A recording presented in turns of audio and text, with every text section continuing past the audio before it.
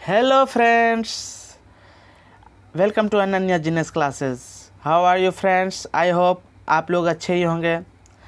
साथियों, हम लोग 500 महत्वपूर्ण प्रश्न का जो सीरीज़ चला रहे हैं उस सीरीज़ का यह 9वां वीडियो है। इससे पहले 8 वीडियो अपलोड कर दिया गया जिसमें हम लोग 240 प्रश्न को देख चुके हैं।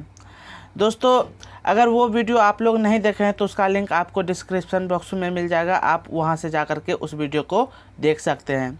दोस्तों, यह प्रश्न आपको वो प्रश्न पूछा जा रहा है, दिया जा रहा है जो किसी ना किसी एग्ज़ाम में लगातार पूछा जाता है और एक अच्छा लेवल का प्रश्न है दोस्तों। तो इसको आप मिस मत कीजिए, ज़रूर देखिए और इसका फ़ायदा उठाइए। अगर आप हमारे चैनल पे नए हैं तो सबसे पहले तो बेल आइकन ये सब्सक्राइब कर दीजिए, उसके बाद बेल आइकन का घंटी दबा दीजिए ताकि हमारे वीडियो का नोटिफिकेशन सबसे पहले आपके तक पहुंचे। और दोस्तों, हमारे वीडियो को शेयर तो ज़रूर कीजिएगा और मुझे पूर्ण विश्वास है कि आप हमारे वीडियो को शेयर करिएगा ही। तो आइए शुरू करते हैं। आज दोस्तों हम टोटल 40 ये क्वेश्चंस को देखेंगे और आज का कटअप भी पिछले क्लास के जैसे ही 28 रहेगा। 40 में 28 अगर आप लाते हैं तो समझिए आपकी तैयारी बहुत अच्छी है। और आपका स्कोर कितना आता है तो उसको कमेंट बॉक्स में ज़रूर लिखिएगा। और वीडियो कैसा लगा उसको भी ज़रूर लिखना है। फीडबैक दोस्तों बहुत ज़रूरी है देना। और वीडियो के अंत में आपको हर दिन की तरह आज भी एक क्वेश्चन ऑफ द डे, एक प्रश्न दिया जाएगा जिसका आंसर आपको कमेंट बॉक्स में लिखना है। तो आइए आज का जो वीडियो है, आज का जो प्रश्न है शुरू करते हैं। तो आज का पहला प्रश्न है दोस्तों, पृष्ठ तनाव किसके कारण पैदा होता है? पृष्ठ तनाव किसके कारण पैदा होता है? आप अपने मोबाइल को पॉज कीजिए, वीडियो को पॉज कीजिए और इसका सही जवाब दीजिए। इसका सही जवाब क्या हो जाएगा दोस्तों? ऑप्शन बी, अणुओं के बीच संसंजक बल। दोस्तों, द्रव का स्वतंत्र पृष्ठ सदैव तनाव की स्थिति में रहता है तथा उसमें कम से कम क्षेत्रफल या आकार प्राप्त करने की प्रवृत्ति होती है। द्रव के पृष्ठ का यह तनाव ही पृष्ठ तनाव कहलाता है। यह अणुओं के बीच संसंजक बल के कारण पैदा होता है। तो इस प्रकार यहाँ पे राइट आंसर क्या होगा दोस्तों? अणुओं के बीच संसंजक बल। नेक्स्ट है, निम्न में से कौन मिश्रण नहीं है? निम्न में कौन मिश्रण नहीं है? तो इसका राइट आंसर दीजिए दोस्तों। तो इसका राइट आंसर क्या हो जाएगा? ऑप्शन डी, आसुत जल। दोस्तों, वायु, एलपीजी और गैसोलीन यह तीनों मिश्रण है, जबकि आसुत जल यह मिश्रण नहीं है। देखिए दोस्तों, वायु को ले लीजिए। वायु में नाइट्रोजन, ऑक्सीजन, कार्बन डाइऑक्साइड, जलवाष्प इत्यादि इस चीज़ों का यह मिश्रण है। एलपीजी में ब्यूटेन और प्रोपेन। गैसोलीन में दोस्तों ये क्या है? मिक्स ऑफ डिफरेंट एल्केन्स और एल्केन्स एंड साइक्लो एल्केन्स, ये सारी चीज़ों का ये मिश्रण है। तो इस प्रकार वायु, एलपीजी और गैसोलीन एक मिश्रण है, जबकि आसुत जल कोई मिश्रण नहीं है। नेक्स्ट है, नाभिक की खोज किसने की? नाभिक की खोज किसने की? इसका राइट आंसर हो जाएगा दोस्तों ऑप्शन बी, रदरफोर्ड। 1911 ईस्वी में रदरफोर्ड ने नाभिक की खोज की, जबकि प्रोटॉन की खोज गोल्डस्टीन ने की। प्रोटॉन की खोज गोल्डस्टीन ने की और न्यूट्रॉन की खोज किसने? जेम्स चैडविक ने की। फिर से दोस्तों, नाभिक की खोज रदरफोर्ड, प्रोटॉन की गोल्डस्टीन और क्या चीज़ दोस्तों? न्यूट्रॉन। न्यूट्रॉन की खोज जेम्स चैडविक ने की। आइए नेक्स्ट क्वेश्चन को देखते हैं। नेक्स्ट क्वेश्चन है,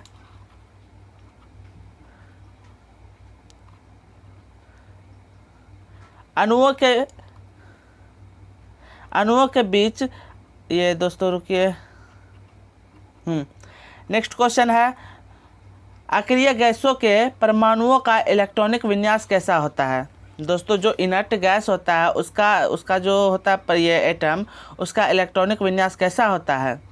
अस्थाई, अस्थाई, उदासीन या इनमें से कोई नहीं? तो इसका राइट आंसर दीजिए।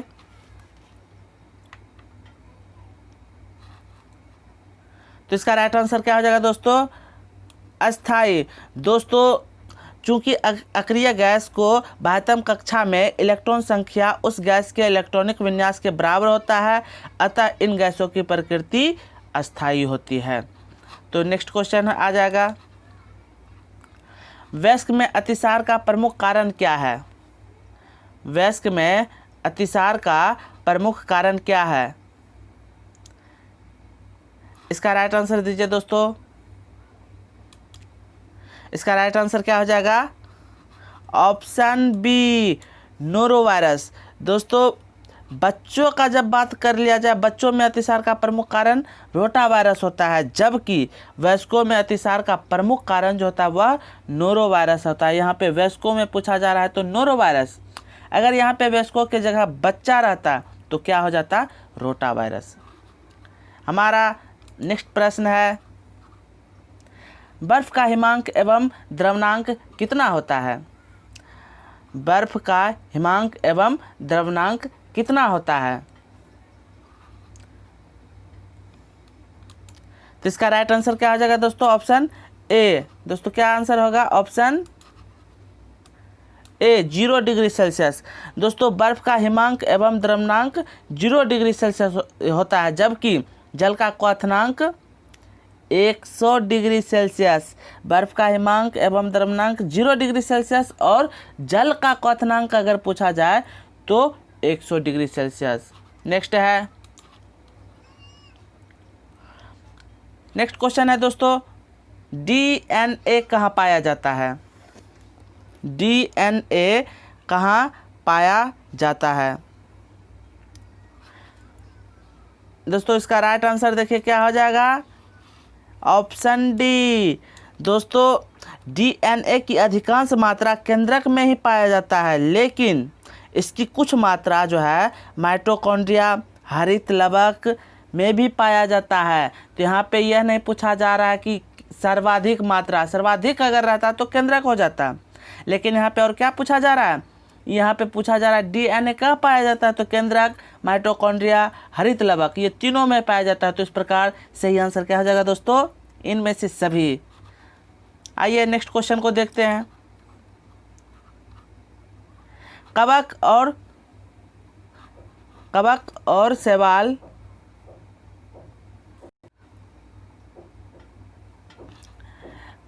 शैवाल के बीच सहजीवी संबंध को क्या कहते हैं? कवक और शैवाल के बीच सहजीवी संबंध को क्या कहते हैं?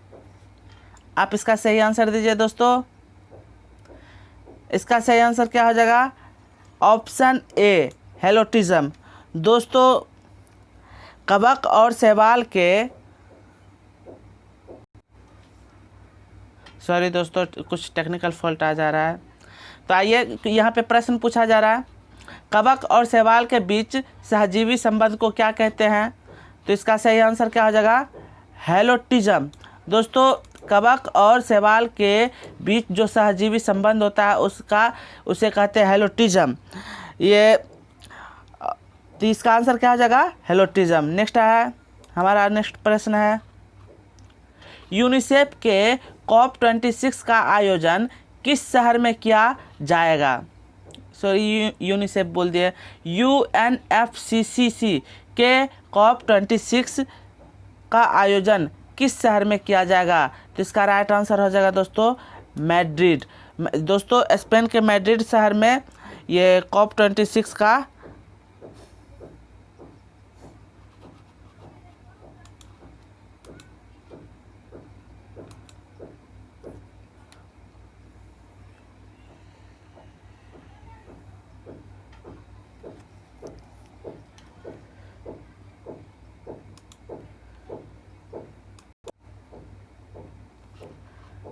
दोस्तों प्रश्न है, UNFCCC के COP26 का आयोजन किस शहर में किया जाएगा? UNFCCC के COP26 का आयोजन किस शहर में किया जाएगा? दोस्तों इसका राइट आंसर जो है वह हो जाएगा ग्लासगो, स्कॉटलैंड। दोस्तों COP26 का आयोजन ग्लासगो, स्कॉटलैंड में किया जाएगा। अगर COP25 अगर पूछा जाता तो दोस्तों हो जाता मैड्रिड, स्पेन में। तो यहाँ पे पूछा जा रहा है COP26, तो आंसर क्या हो जाएगा? Option C, Glasgow. Next question है दोस्तों, बचौर किस पशु की नई नस्ल है? बचौर किस पशु की नई नस्ल है? इसका राइट आंसर क्या हो जाएगा दोस्तों? ऑप्शन ए, गाय। दोस्तों बचौर जो है गाय की एक नई नस्ल है। इसके अलावा साहिवाल, राठी, सिंधी, अंगोल ये सब भी गाय की नस्ल है। नेक्स्ट प्रश्न है दोस्तों, भारत के विदेशी मुद्रा भंडार में निम्नलिखित में से किसे शामिल किया जाता है?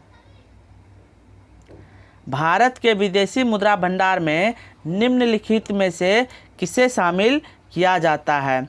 तो इसका आंसर क्या हो जाएगा दोस्तों? ऑप्शन डी, विदेशी कंपनियों के ऋण पत्र। भारत के विदेशी मुद्रा भंडार में विदेशी मुद्रा जैसे डॉलर, येन, यूरो, स्टर्लिंग ये विशेष आहरण अधिकार एसडीआर, स्वर्ण एवं रिजर्व ट्रांसपोजिशन आरटीपी को शामिल किया जाता है। तो यहाँ पे आंसर क्या हो जाएगा? Option D. नेक्स्ट है दोस्तों, निम्न में से किस अंतर्राष्ट्रीय संगठन द्वारा मानव विकास रिपोर्ट का प्रकाशन किया जाता है? दोस्तों यहाँ पे क्या पूछा जा रहा है? मानव विकास रिपोर्ट का प्रकाशन। तो इसका क्या राइट आंसर होगा? दीजिए दोस्तों। इसका राइट आंसर क्या हो जाएगा दोस्तों? Option B, UNDP. दोस्तों मानव विकास report SDR, human development report का प्रकाशन वर्ष 1990 से यूएनडीपी द्वारा जारी किया जा रहा है। नेक्स्ट है दोस्तों, किस वर्ष भारतीय रिजर्व बैंक का राष्ट्रीयकरण किया गया? किस वर्ष भारतीय रिजर्व बैंक का राष्ट्रीयकरण किया गया? तो इसका राइट आंसर क्या होगा? इसका राइट आंसर हो जाएगा ऑप्शन डी, 1969 में। दोस्तों भारतीय रिजर्व बैंक का 1 जनवरी, सॉरी दोस्तों 1969 नहीं होगा, यहाँ पे 1949 होगा। ये भारतीय रिजर्व बैंक का 1 जनवरी 1949 को राष्ट्रीयकरण किया गया, जबकि आरबीआई की स्थापना अगर पूछा जाता तो वह 1 अप्रैल 1935 हो जाता। यहाँ पे पूछा क्या जा रहा है? भारतीय रिजर्व बैंक का राष्ट्रीयकरण। तो आंसर क्या हो जाएगा? 1949। नेक्स्ट है दोस्तों, निम्न में से कौन सा एक विदेशी प्रत्यक्ष निवेश में शामिल नहीं होगा? निम्न में से कौन सा एक विदेशी प्रत्यक्ष में शामिल नहीं होगा? तो इसका राइट आंसर क्या हो जाएगा दोस्तों? ऑप्शन डी, पोर्टफोलियो निवेश। दोस्तों पोर्टफोलियो निवेश विदेशी प्रत्यक्ष निवेश में शामिल नहीं होगा, जबकि अन्य 3 भारत में किसी विदेशी कंपनी की सहायक कंपनी यह भी शामिल होता है। किसी विदेशी द्वारा भारतीय कंपनी में बहुसंख्यक इक्विटी निवेश यह भी शामिल होता है। विदेशी कंपनी द्वारा भारत में वित्त पोषित कंपनी यह भी शामिल होता है, जबकि पोर्टफोलियो निवेश शामिल नहीं होता है। नेक्स्ट है दोस्तों, रुपये की परिवर्तनीय का क्या तात्पर्य है? रुपये की परिवर्तनीय का क्या तात्पर्य है? इसका राइट आंसर क्या हो जाएगा दोस्तों? Option A. दोस्तों रुपयों को अन्य मुद्रा में परिवर्तित करने की अनुमति ही क्या कहलाता है? रुपये की परिवर्तनीय कहलाता है। रुपये को अन्य प्रमुख मुद्राओं और अन्य प्रमुख मुद्राओं को रुपये में बदलने की अनुमति को रुपया परिवर्तनीय कहा जाता है। तो यहाँ पे आंसर क्या हो जाएगा? ऑप्शन ए। हमारा आज का ये नेक्स्ट प्रश्न है, बौद्ध धर्म से जुड़े तथ्यों में से असत्य की पहचान करना है। दोस्तों बौद्ध धर्म से जुड़े तथ्यों में से असत्य की पहचान करना है। पहला ऑप्शन है, गौतम बुद्ध अपने 35वें वर्ष में संबोधि की प्राप्ति की। दोस्तों यह कथन कैसा है? यह कथन सही है। बौद्ध धर्म से जुड़े उपदेश पाली भाषा में दिए गए, यह भी सही है। बौद्ध धर्म में जाति प्रथा को महत्व दिया गया। दोस्तों यह जो कथन है यह बिल्कुल गलत है, क्योंकि गौतम बुद्ध जो थे वह जाति प्रथा के विरोधी थे। उन्होंने जाति प्रथा को महत्व नहीं दिया था। और ऑप्शन डी, बौद्ध मत मुक्ति हेतु माध्यम मार्ग का उपदेश देता है, तो यह भी सही है। यहाँ पे दोस्तों क्या पूछा गया है? असत्य को पहचान करना है। तो असत्य कौन सा? Option C. तो ऑप्शन सी, तो यहाँ पे राइट आंसर क्या हो जाएगा? Option C. असत्य को पहचान कर दिए। आइए नेक्स्ट क्वेश्चन को देखते साथियों। नेक्स्ट क्वेश्चन है, महात्मा बुद्ध की मुद्रा व प्रतीक संबंधी सूची 1 एवं 2 में से असत्य जोड़ी की पहचान कीजिए। दोस्तों यहाँ पे जोड़ी दिया गया सूची 1 सूची 2 करके, उसमें असत्य को पहचान करना है। तो दोस्तों पहला कहता है अभय मुद्रा। अभय मुद्रा शांति, सुरक्षा, दयालुता। दोस्तों अभय मुद्रा जो है ये इसके लिए यह सही है, क्योंकि अभय मुद्रा किसका संकेत करता है? शांति, सुरक्षा और दयालुता का। ऑप्शन सी में देखिए करना मुद्रा, यह असुरी शक्तियों का नाश करता है, यह भी सही है। धर्म चक्र मुद्रा, यह प्रथम धर्मोपदेश को यह संकेत करता है, यह भी सही है। लेकिन ऑप्शन बी देखिए दोस्तों, ऑप्शन बी जो है यह गलत है। ध्यान मुद्रा ज्ञान की भाव भंगिमा को संकेत नहीं करता है, बल्कि यह बुद्ध द्वारा संघ के नियमों के लिए समाधि व संकेंद्रण को संकेत करता है। तो ऑप्शन बी यहाँ पे क्या हो जाएगा? गलत हो जाएगा। और यहाँ पे क्या चुनना था? असत्य जोड़ी। तो असत्य जोड़ी ये है, तो ऑप्शन बी आंसर हो जाएगा।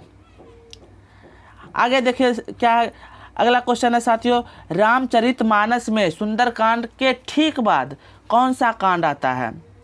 रामचरितमानस में सुंदरकांड के ठीक बाद कौन सा कांड आता है? तो इसका राइट आंसर क्या हो जाएगा दोस्तों? Option C. दोस्तों सुंदरकांड के ठीक पहले अगर पूछा जाए तो वह किष्किंधा कांड आता है, लेकिन यहाँ पे क्या पूछा जा रहा है? सुंदरकांड के ठीक बाद, तो यहाँ पे क्या हो जाएगा? लंका कांड। नेक्स्ट क्वेश्चन है साथियों, डायमेकस बिंदुसार के दरबार में किस राजा द्वारा भेजा गया था? डायमेकस बिंदुसार के दरबार में किस राजा द्वारा भेजा गया था? इसका राइट आंसर क्या हो जाएगा दोस्तों? ऑप्शन सी, एंटियोकस महोदय के द्वारा। सीरिया के नरेश एंटियोकस के द्वारा डायमेकस को बिंदुसार के दरबार में भेजा गया था। यह कहाँ के राजा थे? सीरिया के।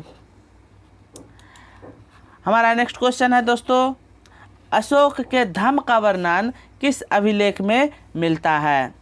अशोक के धम्म का वर्णन किस अभिलेख में मिलता है? इसका राइट आंसर दीजिए दोस्तों। इसका राइट आंसर क्या हो जाएगा? ऑप्शन बी, दूसरा व 7वां अभिलेख में धम्म का वर्णन मिलता है। नेक्स्ट क्वेश्चन है साथियों, ताम्रलिप्ति भारत के किस तट पर स्थित महत्वपूर्ण बंदरगाह है? ताम्रलिप्ति भारत के किस तट पर स्थित महत्वपूर्ण बंदरगाह है? तो इसका राइट आंसर क्या हो जाएगा दोस्तों? Option C. दोस्तों पूर्वी तट पर ताम्रलिप्ति प्रमुख बंदरगाह था, जिसका व्यापार के लिए उपयोग होता था। आइए नेक्स्ट क्वेश्चन को देखते हैं। मौर्योत्तर काल में आने वाले विदेशी का आगमन क्रमानुसार निम्न है। दोस्तों मौर्योत्तर काल यानी कि मौर्य काल के बाद जो आए विदेशी आए अपने भारत, वह किस प्रकार आए क्रमानुसार उसको बताना है।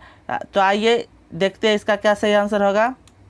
इसका राइट आंसर क्या हो जाएगा दोस्तों? Option B. दोस्तों मौर्योत्तर काल में सबसे पहले इंडो ग्रीक यानी कि यूनानी आए थे, उसके बाद कौन? शक आए थे, उसके बाद पहलव जिसको पारसियाई भी कहते हैं वह आए थे, और उसके बाद कौन आए थे दोस्तों? कुषाण आए थे। तो सही आंसर यहाँ पे क्या हो जाएगा? ऑप्शन बी, इंडो ग्रीक, शक, पहलव और कुषाण। नेक्स्ट प्रश्न है दोस्तों, प्राचीन भारत में नियमित रूप से सोने के सिक्के किसने चलाए? दोस्तों प्राचीन भारत में नियमित रूप से सोने के सिक्के किसने चलाए थे? इसका सही आंसर क्या हो जाएगा? Option B, Kushan. दोस्तों कुषाणों ने नियमित रूप से सोने के सिक्के चलवाए, और विशेष रूप से कुषाण वंश के कौन से शासक? वीम कड़फिसस द्वारा विशेष रूप से चलाया गया था, वीम कड़फिसस के द्वारा। आइए नेक्स्ट प्रश्न को देखते हैं।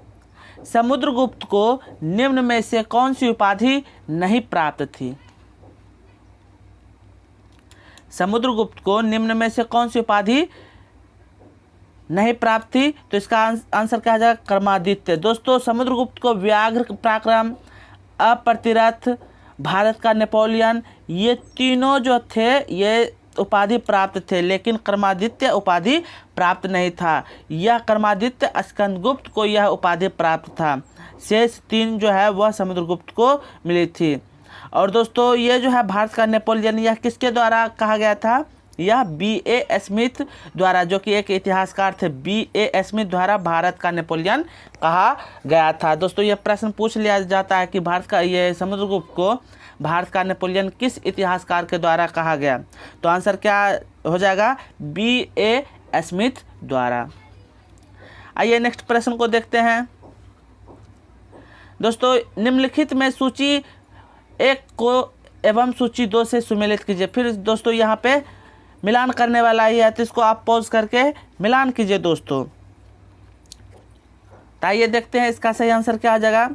पहला है मंदसौर अभिलेख। दोस्तों मंदसौर अभिलेख यह यशोधर्मन से संबंधित है। मंदसौर अभिलेख किससे संबंधित है? यशोधर्मन से। भीतरी अभिलेख, दोस्तों भीतरी अभिलेख यह स्कंदगुप्त से संबंधित है। भीतरी अभिलेख, भीतरी स्तंभ अभिलेख स्कंदगुप्त से संबंधित है।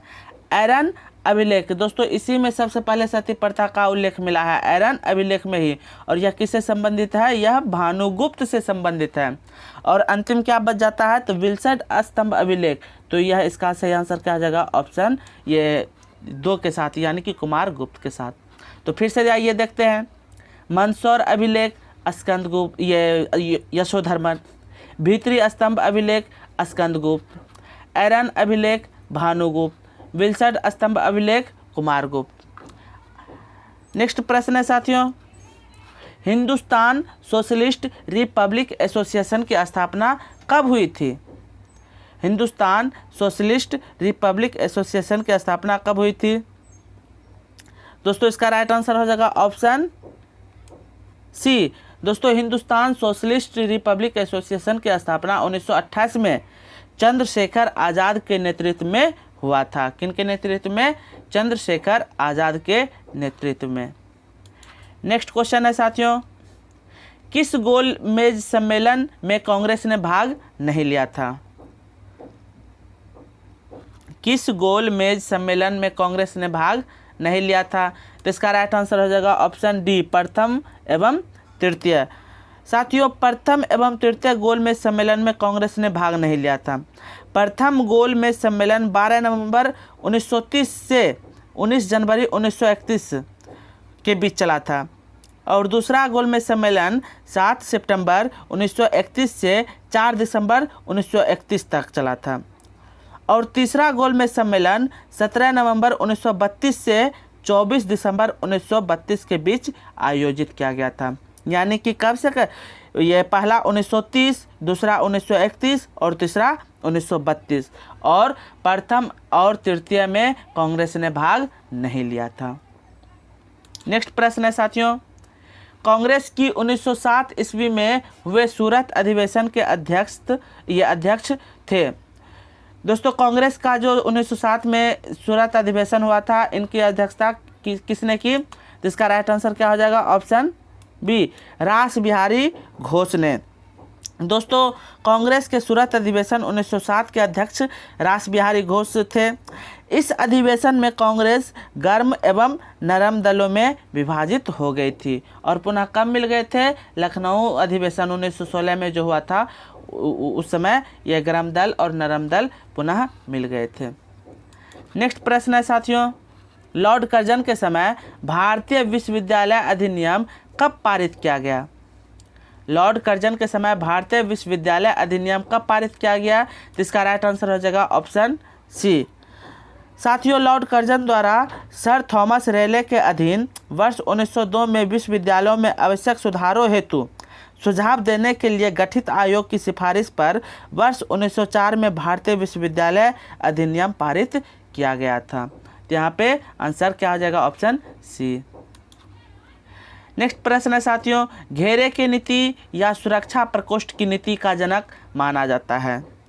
घेरे की नीति या सुरक्षा प्रकोष्ठ की नीति का जनक किन्हें माना जाता है? तो इसका राइट आंसर हो जाएगा option C, Warren Hastings. Warren Hastings को घेरे की नीति, इसको इंग्लिश में ring ring of fence policy भी कहा जाता है, रिंग ऑफ फेरेंस पॉलिसी। इसका जनक किन्हें माना जाता है? वारेन हेस्टिंग्स को। नेक्स्ट प्रश्न है साथियों, 1942 के भारत छोड़ो आंदोलन के दौरान बंगाल में कहाँ जातीय सरकार का गठन किया गया था? 1942 के भारत छोड़ो आंदोलन के दौरान बंगाल में कहाँ जातीय सरकार का गठन किया गया था? तो इसका राइट आंसर दीजिए दोस्तों। इसका सही आंसर क्या हो जाएगा? Option C, Tamluk. दोस्तों, बंगाल के मिदनापुर जिले के तामलुक नामक स्थान पर 17 दिसंबर 1942 को जातीय सरकार का गठन किया गया था। कब दोस्तों? 17 दिसंबर 1942 को, और बंगाल के ये तामलुक नामक स्थान पर। नेक्स्ट क्वेश्चन है दोस्तों, नेक्स्ट है, इंडिपेंडेंस फॉर इंडिया लीग की स्थापना की थी। इंडिपेंडेंस फॉर इंडिया लीग की स्थापना किसने की थी? तो दोस्तों इसका राइट आंसर क्या हो जाएगा? इसका राइट आंसर हो जाएगा दोस्तों ऑप्शन डी, इनमें से सभी। दोस्तों, जवाहरलाल नेहरू, एस श्रीनिवास अयंगर तथा सुभाष चंद्र बोस ने पूर्ण स्वाधीनता के लक्ष्यों को स्वीकार करवाने के लिए कांग्रेस के भीतर 1928 में एक दबाव समूह के रूप में इंडिपेंडेंस फॉर इंडिया लीग की स्थापना किए थे। यहाँ पे पूछा जा रहा है किसने स्थापना की थी, तो ये तीनों आंसर हो जाएगा, तो इनमें से सभी राइट आंसर हो जाएगा। नेक्स्ट क्वेश्चन है, भगत सिंह और बटुकेश्वर दत्त ने केंद्रीय विधानसभा में बम फेंका था। भगत सिंह और बटुकेश्वर दत्त ने केंद्रीय विधानसभा में बम फेंका था। तो कब फेंका था? तो दोस्तों इसका राइट आंसर हो जाएगा ऑप्शन ए, 8 अप्रैल 1929 को उन्होंने केंद्रीय विधानसभा में बम फेंका था। कब? 8 अप्रैल 1929 को। नेक्स्ट है, कांग्रेस के मंच से पहली बार वंदे मातरम का गान 1896 में कलकत्ता अधिवेशन के दौरान गाया गया। कांग्रेस के इस अधिवेशन की अध्यक्षता की थी। दोस्तों, सबसे पहले वंदे मातरम ये कांग्रेस अधिवेशन के कलकत्ता अधिवेशन के दौरान गाया गया। तो उस समय उसकी अध्यक्षता किसने किए थे? तो इसका राइट आंसर क्या हो जाएगा? R.M. सयानी। दोस्तों, सही आंसर क्या हो जाएगा? R.M. सयानी। और सबसे पहले कब गाया गया था? 1896 में। नेक्स्ट क्वेश्चन है साथियों, देशी रियासतों के प्रति अधीनस्थ पार्थक्य की नीति किस वायसराय ने अपनाई थी? देशी रियासतों के प्रति अधीनस्थ पार्थक्य की नीति किस वायसराय ने अपनाई थी? इसका राइट आंसर हो जाएगा दोस्तों ऑप्शन बी, लॉर्ड हेस्टिंग्स। दोस्तों, देशी रियासतों के प्रति लॉर्ड हेस्टिंग्स ने अधीनस्थ पार्थक्य की नीति अपनाई थी। नेक्स्ट क्वेश्चन है, निम्नलिखित में से किसने सेवा सदन की स्थापना की थी? निम्नलिखित में से किसने सेवा सदन की स्थापना की थी? इसका राइट आंसर हो जाएगा दोस्तों option D, Behram ji M Malabari. दोस्तों, सेवा सदन की स्थापना बहराम जी एम मालाबारी द्वारा वर्ष 1885 में की गई थी, जबकि शारदा सदन की स्थापना रमाबाई द्वारा 1889 में की गई थी। दोस्तों, शारदा सदन जब भी पूछा जाए तो आपको रमाबाई लगाना है आंसर, और कब? तो 1889 में। लेकिन यहाँ पे सेवा सदन जब पूछा जाए तो बहराम जी एम मालाबारी 1885 में इसकी स्थापना किए थे। नेक्स्ट प्रश्न है साथियों, सहायक संधि स्वीकार करने वाला पहला राज्य था। सहायक संधि स्वीकार करने वाला पहला राज्य कौन था दोस्तों? इसका राइट आंसर क्या हो जाएगा? Option C, Hyderabad. सहायक संधि स्वीकार करने वाला पहला राज्य हैदराबाद था 1798 ईस्वी में। नेक्स्ट प्रश्न है, चाइना मैन ये शब्द का संबंध किस खेल से है? चाइना मैन, आप लोग तो क्रिकेट जरूर देखते होंगे, तो आप ये इसका क्या सही आंसर होगा दोस्तों? इसको आपको कमेंट बॉक्स में लिख करके बताना है। चाइना मैन शब्द का संबंध किस खेल से है? आइए नेक्स्ट प्रश्न को देखते हैं, जेंद अवेस्ता किस धर्म का धार्मिक ग्रंथ है? दोस्तों, यह आज के वीडियो का लास्ट प्रश्न है, अंतिम प्रश्न है। जेंद अवेस्ता किस धर्म का धार्मिक ग्रंथ है? तो इसका राइट आंसर क्या हो जाएगा? Option B, Parsi. दोस्तों, पारसी धर्म का धार्मिक ग्रंथ जेंद अवेस्ता है, जबकि यहूदी धर्म का धार्मिक ग्रंथ तोरह है। यहूदी धर्म का धार्मिक ग्रंथ तोरह है। और ईसाई का पूछा जाए तो ईसाई का बाइबिल है। दोस्तों, पिछले क्लास में आपसे एक प्रश्न पूछा गया था कि ऑक्सीजन का खोज किसने किया था? ऑक्सीजन का खोज किसने किया था? तो इसका राइट आंसर क्या आ जाएगा? ऑप्शन ए, जोसेफ प्रिस्टले ने। ऑक्सीजन का खोज किसने किया था? जोसेफ प्रिस्टले ने किया था। और दोस्तों, आज का जो है क्वेश्चन ऑफ द डे है वह है सर्वप्रथम जैव विविधता शब्द का प्रयोग किसने किया? सर्वप्रथम जैव विविधता शब्द का प्रयोग किसने किया? दोस्तों, इसका क्या सही आंसर होता है उसको आप कमेंट बॉक्स में लिखिएगा। और दोस्तों, क्लास कैसा लगा इसका फीडबैक भी आपको कमेंट बॉक्स में ही लिखना है। अगर आप हमारे चैनल पे नए हैं तो सबसे पहले हमारे चैनल को सब्सक्राइब कीजिए और बेल आइकन को दबा दीजिए, ताकि हमारे वीडियो का नोटिफिकेशन सबसे पहले आपके तक पहुँचे। दोस्तों, आपका सहयोग चाहिए। अगर आप हमें सहयोग करते हैं तो आपके बीच लगातार इसी तरह का प्रश्न, इसी तरह का वीडियो प्रोवाइड करते रहूँगा और आपका तैयारी अच्छा हो जाएगा जीके जीएस। और दोस्तों, बहुत जल्द ही आप लोगों के लिए एक बहुत ही अच्छा सरप्राइज़ आने वाला है, तो ज़रूर वेट कीजिए और हमारे चैनल को प्रमोट कीजिए दोस्तों, क्योंकि आपका सहयोग चाहिए। बिना आपके सहयोग से कुछ भी नहीं हो सकता। तो दोस्तों, मुझे पूर्ण विश्वास है कि आप हमारा सहयोग ज़रूर कीजिएगा। और सहयोग किस तरह कर सकते हैं? तो सब्सक्राइब करके और अपने दोस्तों को सब्सक्राइब करवा करके। अगर आपने सब्सक्राइब किया है तो आप अपने कम से कम 4 से 5 मित्रों को ज़रूर बोलिए हमारे चैनल के बारे में। दोस्तों, यह जो प्रश्न हम आप लोगों से पूछते हैं, यह जो पूछा जाता है, यह बीपीएससी बिहार दरोगा या जितना भी स्टेट लेवल का है, UPSC, NTPC, SSC, group D, DRDO, MTS, या जितना भी कॉम्पिटिटिव लेवल का एग्ज़ाम होता है वो सभी के लिए बहुत ही इम्पोर्टेंट है। अगर आप अपने कॉन्फिडेंस को एक अच्छे लेवल पे लाना चाहते हैं तो आप इस प्रश्न को ज़रूर कीजिए। एक अच्छा कॉन्फिडेंस आ जाएगा दोस्तों। इससे पहले 8 वीडियो अपलोड कर दिया गया है। अगर उस 8 वीडियो को आप नहीं देखे हैं तो उस 8 वीडियो को ज़रूर देखिए। उसका लिंक आपको डिस्क्रिप्शन बॉक्स में मिल जाएगा। तो दोस्तों, आपसे फिर से यही रिक्वेस्ट है कि आप अगर हमारे चैनल को सब्सक्राइब नहीं किए तो ज़रूर सब्सक्राइब कर लीजिए। Thanks for watching my video. मिलते हैं नेक्स्ट वीडियो में।